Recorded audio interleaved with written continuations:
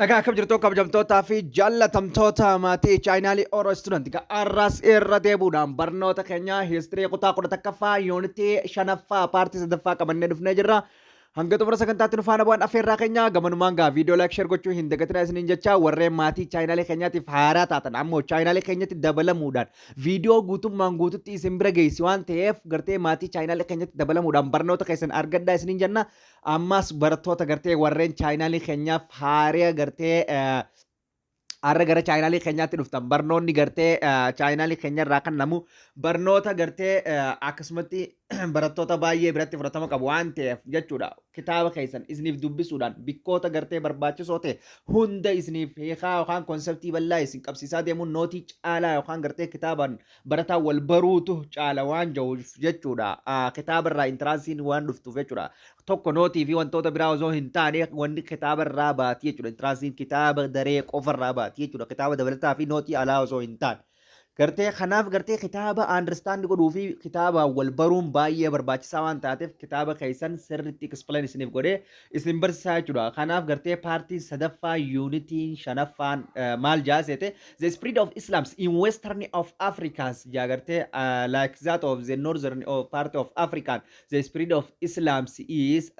by the two movement al-Muravid and the al-Muhad tan jennuun gartee akkuma gartee al-Muravidii fi yookaan gartee al-Muhadi northern part of the Africa kana keessa gartee amantaan islaamummaadhaa babal'atetti western part of Africa keessa maaliin babal'ate dhiiroo akkamitti dhaquu danda'e gartee lixa Africa kana keessa amantiin islaamaa akkamitti dhaquu danda'e waan jiru laallaa jechuudha as jalatti.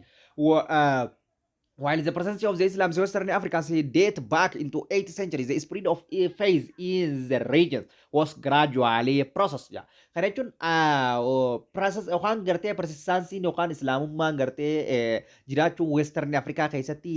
eessarraa date back to 8th century jaarraa 8ffaa irraa jalqabee amantaan islaamaa achi keessatti spread ta'uu feeziin yookaan gartee amantaan islaamaa achi keessatti gradually process gartee adeemsa suutaatiin gartee dabareedhaan babal'achuu eegalte jechuudha. Much of what is known about the early history of the Western Africa comes from the medieval account writing by Arabs and the Northern African geographers history.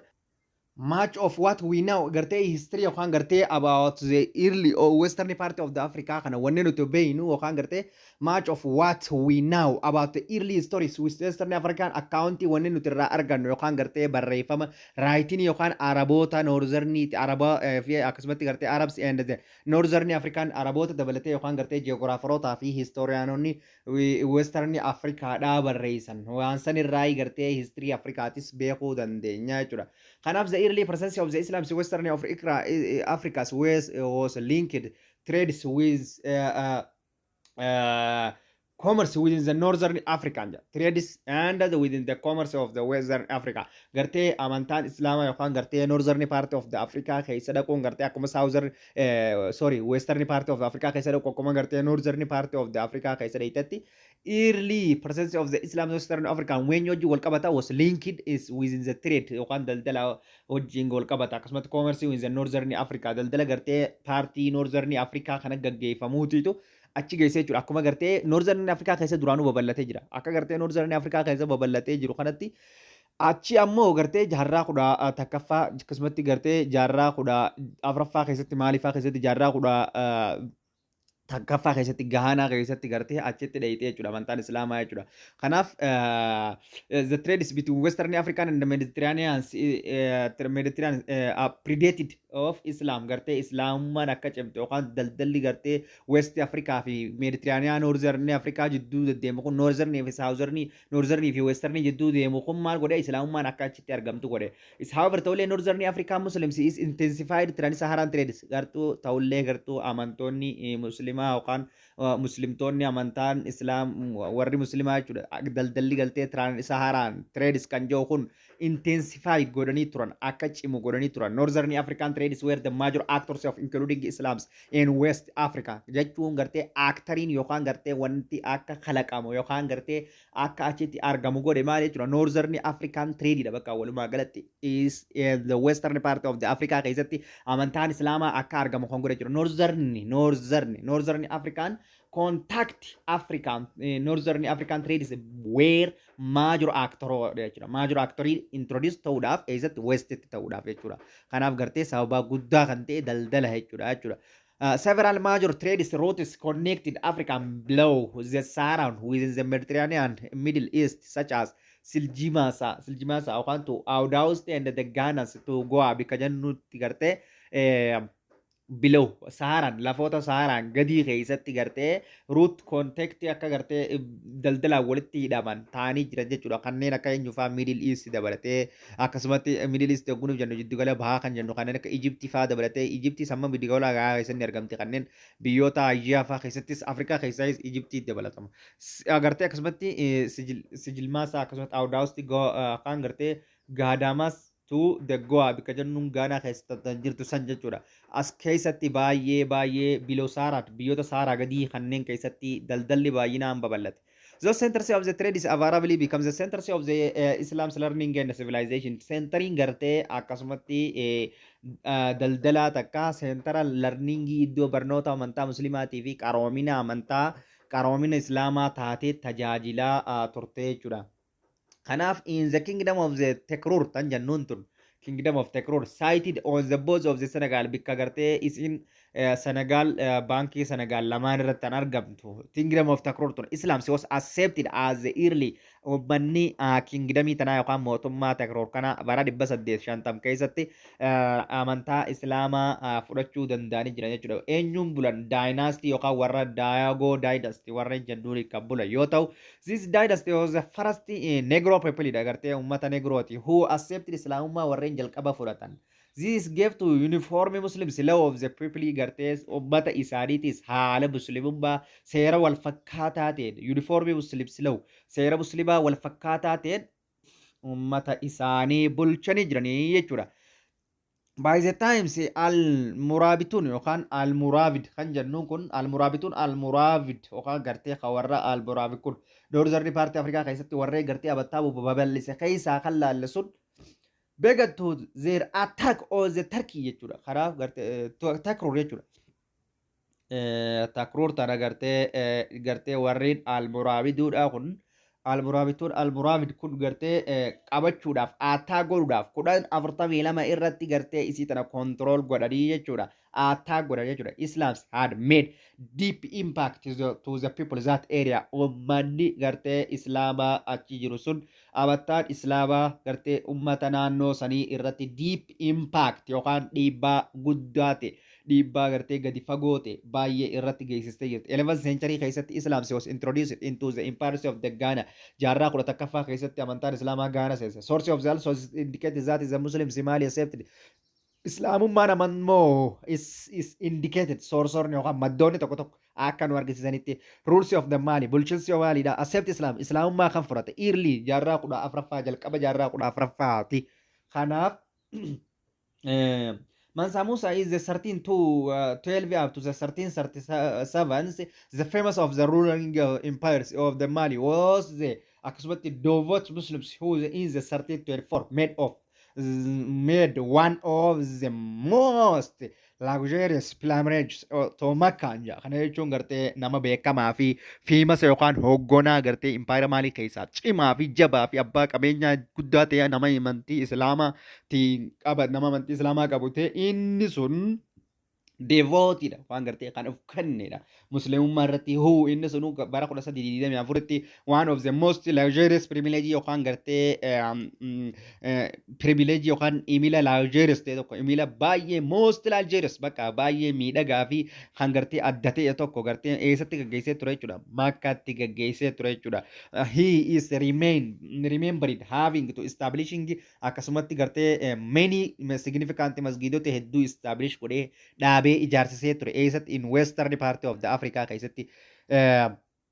Kanaaf gartee inni nama jabaa fi gartee hoogganaa Maalii nama qabeenya qabu jechuudha. Har'aallee hanga sadarkaa addunyaatti qabeenyi isaalleen sadarkaa keessa jira jechuudha. In generally between this 8 and the 14 gartee jaarraa 18ffaa fi 14ffaa jedhutti the religious of Islam reached to the far was firmly establishing areas where the ancient and the medieval empires of Western Africa once flourished, including the territories of the Hausa city states in what is now northern Niger bika jannuun gartee jechuudha. Kanaaf kana jechuun maal jechuudha?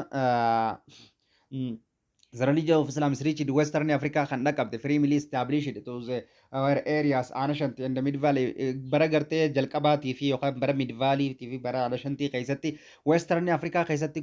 guddattee jechuudha including geessa dabattee territory of the Hausa state gartee magaalota gartee independent yookaan gartee birmadummaa isaanii labsatan kanneen administration mataa isaanii qaban kanneen Hausa city state san hunda dabalatee Western part of Africa jidduutti jaarraa 8 jidduutti bal'inaan babal'attee jechuudha northern Niger bikka jannuunitti jechuudha magaalota Hausa city state keessattis jechuudha kanaaf gartee akkuma walii galaattuu northern part of the Africa keessatti it is maaliin babal'atee jechuudha southern akka gartee northern keessatti al-Muraabidii fi al-Muhaadiidhaan babal'atetti ammoo western keessatti daldalli amantaan islaamaa daldalaan akka dhayitee fi gartee actorii akka ta'e daldalli gartee beekuudha qabnaa jechuudha major actor introducing in the western part of the Africa's Islam to maal jennaan jechuudha northern part of the African trade jechuudha daldala gartee gara northern kana achitti deemanii gartee gaggeessaniititu achitti akka uumamtu gara kanatti aansee immoo central and the eastern Africa keessatti hogguu laallu jiddugalaa fi akkasumatti baha Afrikaa kana hogguu laallu in the sections we will be looking to the historical development in la section kana yookaan barannoo kana keessatti that happened in the central and the coast of the East Africa gartee jiddugalaa fi akkasumatti qarqaraawwan baha Afrikaa kana qarqaraawwan galaana baha Afrikaa kana laalla jechuudha in the geographical regions that is part of the Somalia rajal qabdee in the north irraa gartee Mozambique in the south distee gartee people's is mixed cultural development because gartee ummanni aadaa wal makaadhaan itti guddate leaving to the commercial transaction gartee iddoo gartee waliin jireenya gartee daldalaa wal fudhannaa qabu within the territory of the Africans daangaawwan Afrikaatii fi akkasumatti in the Far East China hanga Chinaatti illee interaction yookaan gartee wal fudhannaan bikka jiru tanatti jechuudha gartee living commerce wal fudhannaan daldalaa gartee Afrikaa daangaawwan Afrikaatii fi akkasumatti hanga Chinaatti East illee kan jiru kana laallaa jechuudha eessatti argamtee jechuudha bikki gartee East Coast jennuun tun northern Somalia is in the north Somalia northitti argamti eessarraa coast sanarraa akkasumatti Mozambique ammoo eessatti argamti south'itti kan argamtudha jechuudha gartee Chinaatti hanga gartee cultural development iddoo gartee mixed yookaan gartee cultural development aadaa wal makaan itti guddatee fi wal fudhannaan gartee daldalaa jiru territory yookaan daangaa Afrikaatii fi akkasumatti hanga Faaristiitti jiru jechuudha it was one of these long strip land that is Swahili people establishing the maritime city state gartee it was one of these long strip gartee tan qabdu keessa that is Swahili people in ummanni Swahili da establish godhudha jechuudha maritime city state yoguniif jennu magaalaawwan yookaan gartee magaalaawwan afaan galaanaatti jiran yookaan gartee maritime city state yoguu jennu magaalaawwan baay'ee kan afaan galaanaatti jiran 37 fa'aa kan ga'u jira bal'ina isaa waliin ilaalla jechuudha isaanan sanichitti dhaabanii jechuudha isaan sanii maal jennaan is the coast of East Africa jennaan Swahili city yookaan Swahili coast jennaan jechuudha outing it is approximately near to the east is one of the places in Africa where the Islam reached early kana jechuun outing to the approximately near to east waan gartee baha dhihootti gartee kara gartee bahaa kanatti dhiyaatuuf isin tun maal is one of the place iddoo jalqabaa iddoo takka tan jalqabaa tan Afrikaa where Islam amantaan islaamaa gartee Afrikaa keessaa jalqaba itti argamteedha jechuudha sababaa isin east itti dhiyaatuuf jechuudha the east coast of Islam and the trade ilaalla gartee qarqarawwan baa east coast kan jenneen kanaaf islaamummaa fi daldala waliin laallaa jechuudha kanaaf one of the east coast of the Africans lies is a narrow strip of land that has hosted it traveling for thousands years or sand of years kanaaf thousands years hostiin Afrikaa qarqara baha Afrikaa keessaa laastu takkaanoo tan nu agarsiiftu narrow strip lafa qallaa gartee lafa qallaa narrow strip landii tan jennuun gartee north wanta horna Afrikaa irra jirtu tan zaatis haastani tan gartee ummanni kumaatamaan gartee travel itti ta'aa ture jechuudha thousands years waggaatawwan kumaatama baay'eedhaaf gartee daldala irratti gaggeessaa ture jira jechuudha where the ships where the power to good shipping gartee humnaan oofaman by sailor nama oofusaniin jechuudha the seasonal alternative Indian Oceans monsoon winding gartee yookaan gartee galaana haalli bubbeedhaa gartee galaana Indian Ocean kanarra jiru allowed for efficient sea voyage akka gartee voyage gartee imalli gartee sea voyageidha imalli galaanarraa kun gartee efficient yookaan navigationiin akka cimuu fi barbaachisummaa qaba up to the down gartee up to down to the coast gartee gara gadiitii fi gara oliittis deemuudhaaf gartee haalli qilleensaa dooniidha haalli qilleensaa monsoon windiin jiraachuun dooniidhaaf baay'ee akka oofamtu gartee powered by sailorsiidhaan akka oofamtu gartee dooniin akka oofamtuuf baay'ee barbaachisaadha naannoo gartee kanatti jechuudha one of the first writer record of the areas significant the Greek gartee merchants is guide from the first centuries AD describes sails voyages on the Red Sea and the coast of the East African gartee barreeffamni tokko waa'ee gartee about information about the western East African coast kana yookaan gartee kan ibsu the preference of Eritrean Sea jira jechuudha barreeffama preference of Eritrean Sea is by right eenyuun barreeffame jechuudha the Greek sailor nama Greek kan doonii of jaarraa tokkoffaa irratti gara biyya hornaaf Afrikaa kana kan dhufe isa saniini baay'ee barreeffame East Afrikaa kanatti kan dhufe isa saniitu about waa'ee daldala kara kanaallee hanga gartee adurus gartee paartii Aksuumiifillee gartee information barreessee akka gartee adulis Aksuumiidhaaf poortii daldala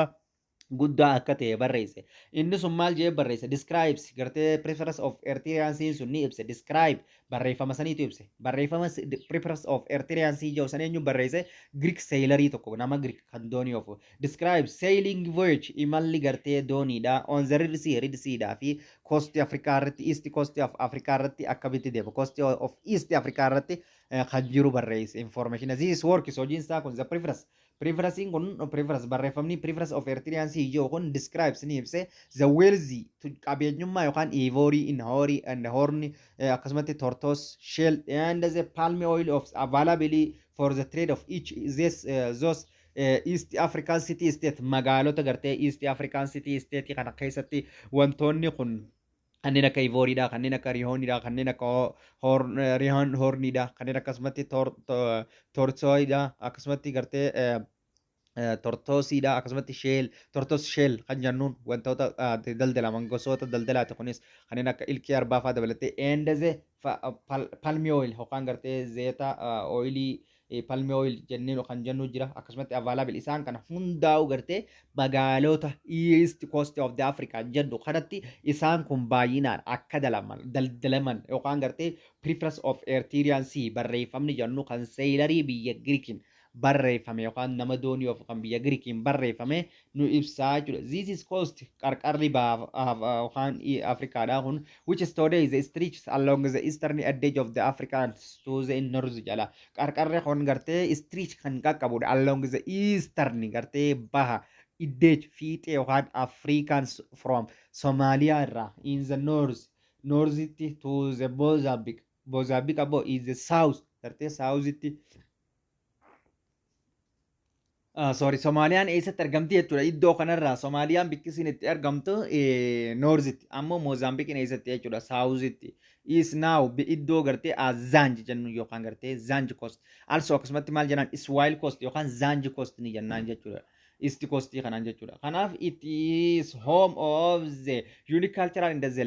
languages mixtures of the Africans, Arabs and the Indian Ocean people idaja. Kana jechuun it is homes mana yookaan to unique cultural iddoo gartee aadaan addaa ta'e jiru language mixtures afaan wal makaa ta'e jiru Africans akka gartee language mixtures of African afaan wal makaa ta'e kan Afrikaa kan jiru akkasumatti maaltu jira Arabs and the Indian Ocean people iddoo gartee ummata Arabaatii fi ummata gartee Indian Ocean people kan jennuun kan jiranidha jechuudha naannoo kanatti jechuudha hoomii taatee tajaajilaa turte jechuudha hoomii kaalcharaaliidha adda addaatii fi afaan wal makaa fi namoonni gosoonni adda addaa jira. The original inhabitant of the Swahili coast were the Bantu speaking Africans who had migrated east from the continent in territory. Kanaaf originally warreen jalqabaaf garuu iddoo sanitti jiraachaa turan. Original inhabitant yogguniif jennu jiraattonni bu'uuraa jiraattonni jalqabaa jechuudha. Originally kan bikka sanitti jiraachaa turan eenyufaadha jechuudha. Inhabitantiin Swahili coast qarqara baharratti warreen jiraachaa turan where the Bantu speakering warreen afaan Bantu dubbatan jechuudha. Bantu speakering of Africans warreen Bantu speakerii dubbatan it is who had migrated eeganaanii imalan eessatti jechuudha east from the eessarra the continent of the territory gartee gara bahaa qarqara east from the continent territory iddoo sanirraa gara eastitti kan imalan gartee originaalii warreen achitti jiraachaa turan ummata gartee Swahili coastii irratti warreen jiraachaa turan akka Bantu speakeroota warreen ta'an beekuu qabna jechuudha. Kanaaf they eventually spread up and downs of the coast trading within the each others with the peoples of the territory they eventually within the peoples from the other continent. Kana jechuun eventually spread kan gartee babal'ifannaan suutaan gartee babal'ifannaan gartee up gama oliitii fi and down the coast olii fi gadii qarqara galaanaa kanatti bishaan kanarratti gartee gara oliitii fi gara gadiittis daldala gaggeessuun trading which in each others gartee trading within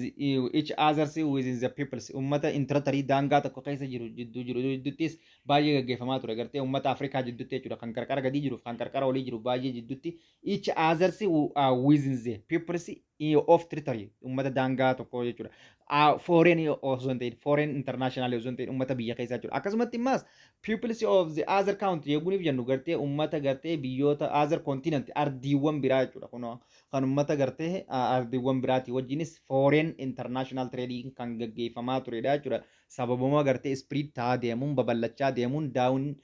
and up gartee daldalli kun babal'achaa deemuun ummata daangaa sanirra jiruu fi akkasumatti ummata Afrikaatiin alatti illee hanga Chaayinaatti gaggeeffamaa kan turedha jechuudha.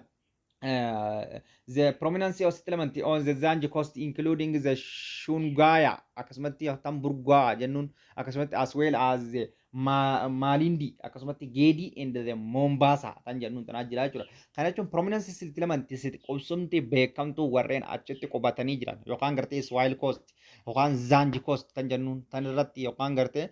East coast tan jennuun gartee tan irratti warreen jiran eenyu jennaan including the Shugawaya ummata Shugawaya jennuun yookaan maal jennan Burgoa yookaan warra jennuun jechuudha. As well as akkasumatti Malindi warreen jennuun fi Geediidhaa fi Mombasa illeen qubsuma beekamtuu tan settlement prominence settlement achirratti jirtudha jechuudha. By the late of the medieval period xumura jaarraa gartee bara jiddu galeessaa kanatti xumura jaarraa bara jiddu galeessaatti the areas including the at least 37 gartee substantial Swahili trading towns many of them is quite gartee wealthy warreen ta'anidha jechuudha. Kanaaf gartee xumura bara jiddu galeessaa irratti eeriyaa kanatti magaalonni 37 kan baay'ee achirra dhaabbatanii jiran jechuudha. Consolidated into the single politically warreen qabanii fi akkasumatti gartee quick yookaan gartee quick wealthy warreen ta'an baay'ee maniidha warreen tujjaara ta'an magaalonni 37 independent city statein achirratti ijaaramtee turte Swahili coast bakka jennuun tanarratti jechuudha. Kanaaf however those is community is never to consolidate into the single political entity dha jechuudha. Ummanni garuu ummanni achi jira sun magaalota 37 qabaatanii malee single political yookaan gartee siyaasaadhaan hin tokkoomne siyaasaadhaan qeenxee hin taane jechuudha. Consolidate hin dhaabne jechuudha siyaasaan never consolidate into the single political entity hin dhaabne. The urban ruling ummanni magaalaadha and the commercial classes of the Swahili settlement where is occupied by Arabs and Persians immigrantidha jechuudha. Kana ta'ullee garuu commercial rulingin gartee bulchiinsi urban rulingin bulchiinsi magaalaadha daldalli bulchiinsa magaalaa daldalli magaalota kana keessatti gaggeeffamu ruling akkasumatti urban rulingin bulchiinsi magaalaa commercial classes yookaan gartee warreen daldala kana gaggeessanis eenyu garuu Swahili settlement irratti where occupied warreen qabatanii jiran jechuudha hojii adda addaa by Arabootaa fi gartee Faris gartee immigrantidha jechuudha. gartee Persians kan jennuun jechuudha. Persiyaan immigraantotaatiitu iddoo sanitti gartee gumaacha gartee commercial classiidhaa fi gartee daldala adda addaatii fi urban rulingii isaanii qabatee jira jechuudha. The Bantu people is inhabitant in the coastal regions where they organized only the family of the group idhaan bulan. Uummanni Baantuudha ammoo gartee kan gartee achitti jiran inhabitantota isaanis the coastal region irratti warreen jiran kun gartee and the were organized taanii jiran ijaaramanii jiran only familyidhaan gartee maatiidhaan ijaaramanii jiran. These inhabitantonni kun in the Zanj were for for centuries shipped and they enslaved by Arabs trading to all of the countries is boarding to in Indian Ocean ja kana jechuun inabitaantonni gartee baantuudha kan gartee eeriyaa kanatti jiraatan gartee warreen originaalii kun achitti jiraatan kun Zanjis were the count 4 century jaarraa hedduudhaaf gartee dooniidhaan oofamuudhaan Arabootaan akka gabraatti biyyoota birootti biyyoota Indiyaan Ooshinii qaxxaamuruudhaan galaana Indiyaan Ooshinii qaxxaamuruudhaan biyyoota Arabaa kanaaf gurguramaa turanii jechuudha akka gabraatti. The Umayyads and the Abbasid Caliphs akkasumatti recruited kan godhee jirudha jechuudha. Qacaree jira jechuudha. Many of the Zanji soildardiidhaaf akka gartee irritti gartee Abayaadii fi Umayyad dynasty fi Abbasid dynasty gabroota godhatanii bitatanii isaan kana akka many slave godhuudhaan yookaan gartee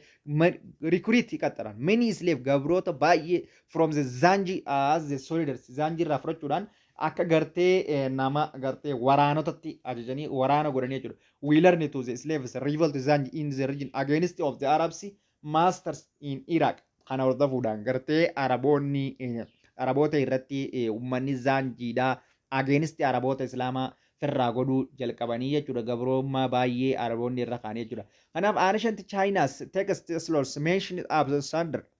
ambassadors from Java akkasumatti presenting the China's is empires within the two Zanjis yookaan gartee San afaan Chinaatti San Chi jennaan yookaan Zanj jennaan. Slaves as a gift and the San Chi slave is reached to the Chinas from the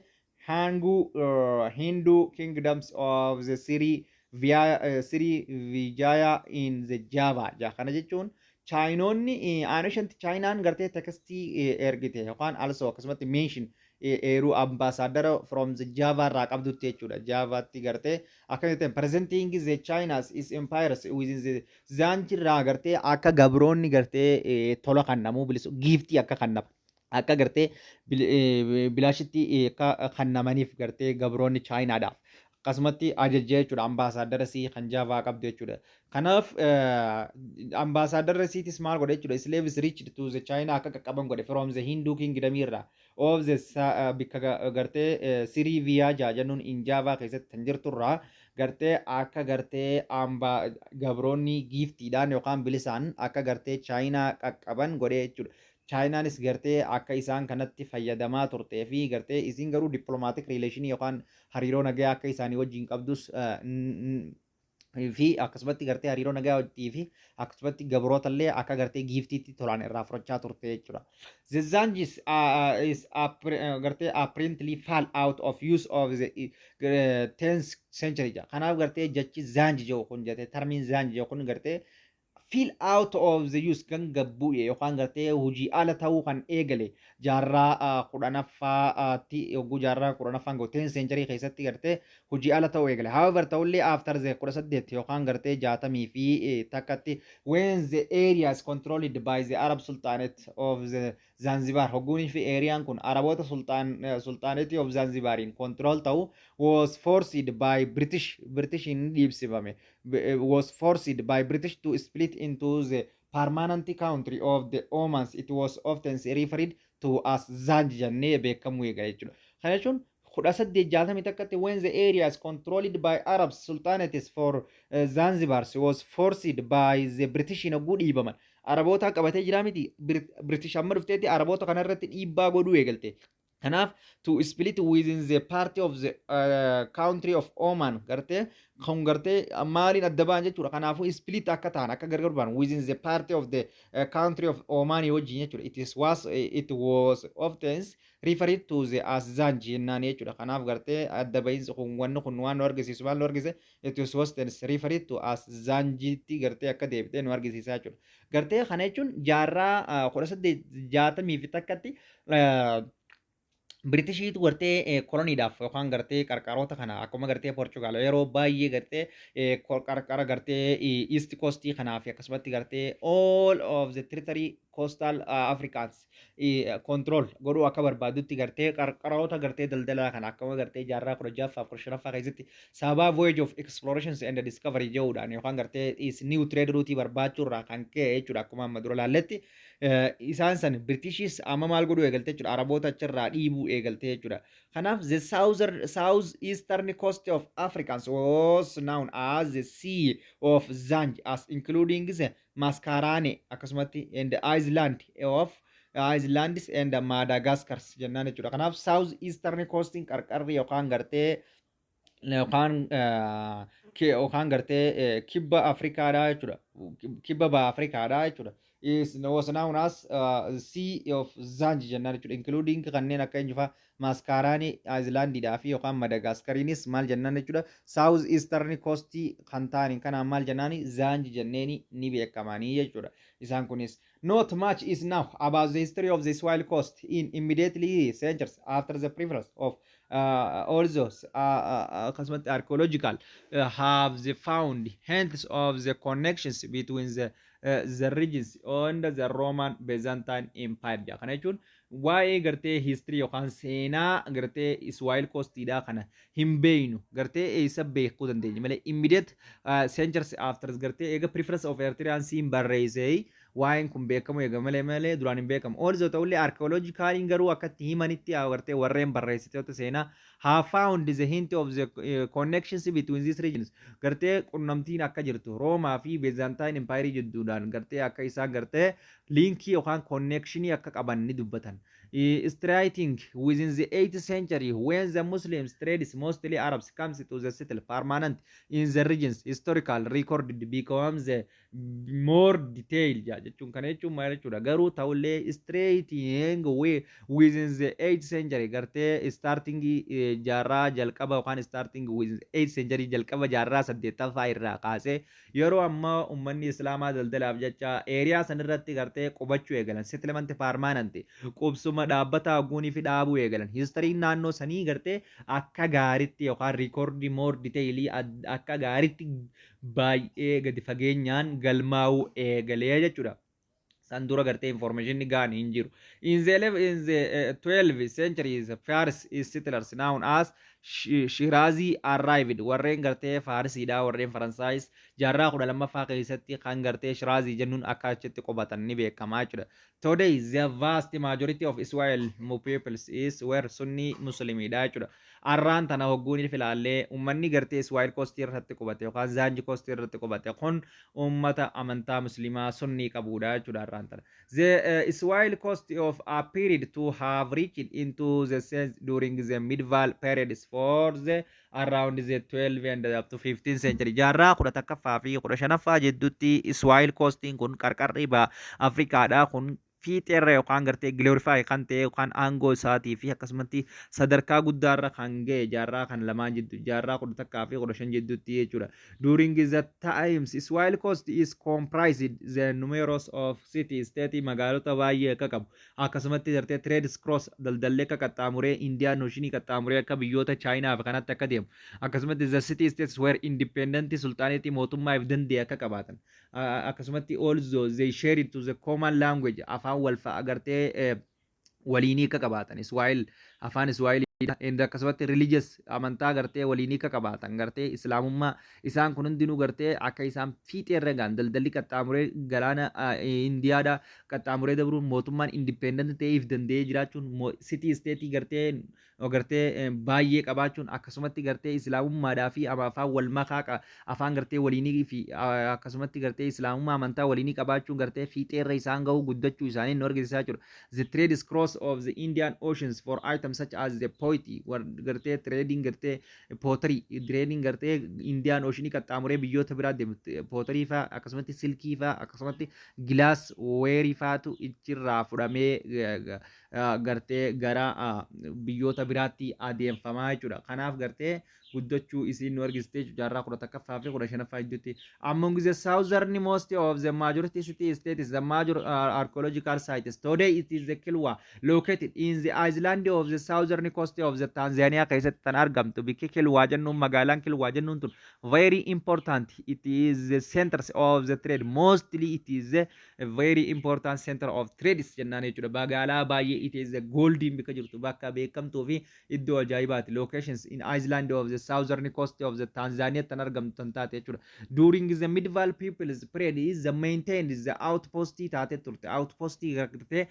bikka buufata dooniidhaa kan ittiin outii gootu gartee eessa qabdee jechuudha. At Soflatti qabdee jechuudha magaalaan tun gartee Sofalaa bikka jennu trading within the gold reaching kingdomii wajjin tan gaggeeffamtu jechuudha. Iddoo Zimbabwe jennuun tun gold reaching mootummaa gartee baay'ee gartee goldii qabu jechuudha, which is also located in the southern kan argamu inni kun Zimbabwe kan jennuun kun. In the medieval times, Kilwa is one of the most important trading centers on of the East African coast irraa iddoo gartee daldala baay'ee gartee beekamtuu fi East Coast daldalaan baay'ee beekamtuu. Kilwaan was one of the important trading iddoo gartee daldalaan baay'ee beekamtuu tan taatee tajaajilaa turteedha jechuudha. Perhaps one of the most speculated sites along the Swahili coast during the medieval periods would have been arrival of ship of the China's Admiral Zen He tan jennuun tan jechuudha. Kana jechuun gartee perhaps one of the most speculated sites along the Swahili coast irratti wanti addaa tokko kan gartee jiru jechuudha. Maal jechuudha? Dooniiwwan Chaayinaadhaa baay'een isaanii gartee gara gartee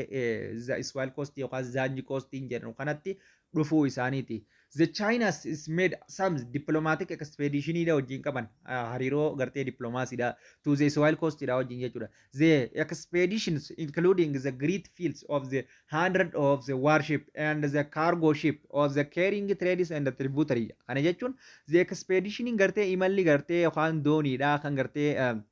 Chaayinaan isaanii wajjin gaggeessitu kun Swahili coastidha wajjin. Maal fleet of the 100 dooniiwwan baay'eedhaan kan deemu yoo ta'u kan dhufu yoo ta'u akkasumatti warship gartee dooniiwwan gartee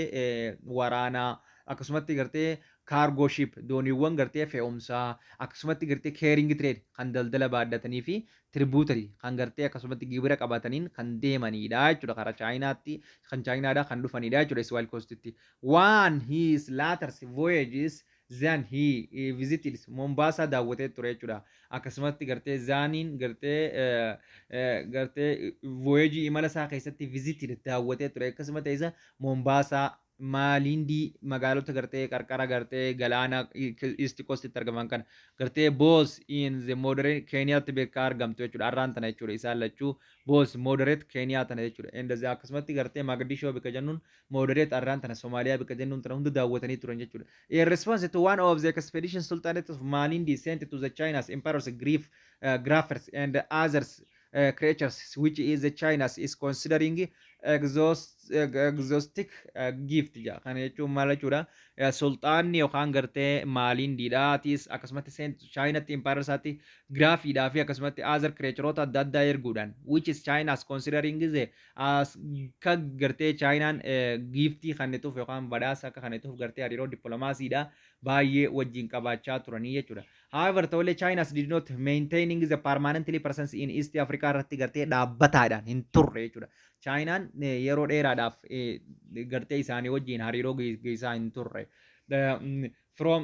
kudhaafur gartee bara kudhaafur 97 hanga kudhaafur 80 fi 98 Portugal explorers Vasco da Gama namni jennuun gartee kan biyya Portugal tokko lead to expeditions gaggeessuu gale past the Cape of the Good Hope bika jennuun gartee arra today Southern Africa bika jennuun tana gartee isaan mal balaadan is new finding that new trade route barbaachuu irraa kan ka'e eessa dhufe jechuudha modern days in Southern Africa tana dhufe jechuudha. Up the coast of the Africans into the Indian Ocean itti gartee hanga gartee eessatti jechuudha coast of the African East Coast tanatti illee dhufe jechuudha. Their Portugal's attempted Portugal yaalii goggoote to the control maal godhuudhaaf qabachuudhaaf all trade daldala hunda the commerce in the Indian Ocean irra kan jiru kana hunda jechuudha kanarraa kan ka'e jechuudha eega inni deemee Vasco da Gamaan Cape of Hope Southern Africa kana dhufee East Coast magaalaa qarqara baha Afrikaa tan amma jennu Zanji Swahili tan hunda eega dhufee booda Portugal kara kana hunda qabachuudhaaf yaalii godhaa turte the establishing besides several sites along the Swahili coast bikka kanatti illee gartee daldalli buufanni gurguddaan akka dhaabamu ta'ee jira. Akkasumatti interactions within the Portugal wal fudhannaan Portugalii fi consequence of decreasing Portugal dhuftee haala kanarratti gartee rakkoo uumuun kun asirratti hin qabadheettee gartee dhiibbaa godhuun kun maal godhee fidee decreasing in trade daldalli ka gabbu declines Swahili's coast qarqarri magaalaa kan gartee magaalaawwan Swahili tun baay'een si akka gabbu'an also ta'ullee some did caring for another few centuries gartee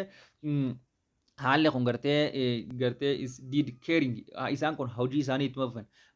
gartee another few centuries yookaan waggootan yookaan gartee jaarraawwan waa xiqqoof some under the ruling of the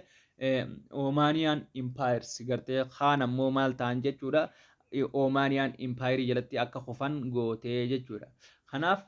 today the Swahili is the leading franca yookaan gartee liigii franca of the East Africa akka ta'e afaan Swahiliidha beekuun baay'ee barbaachisaadha jechuudha. The Swahili language is part of the Bantu garuu inni afaan maalii keessa ramadama? Afaan gartee Niger Congo keessa kan ramadamu ta'e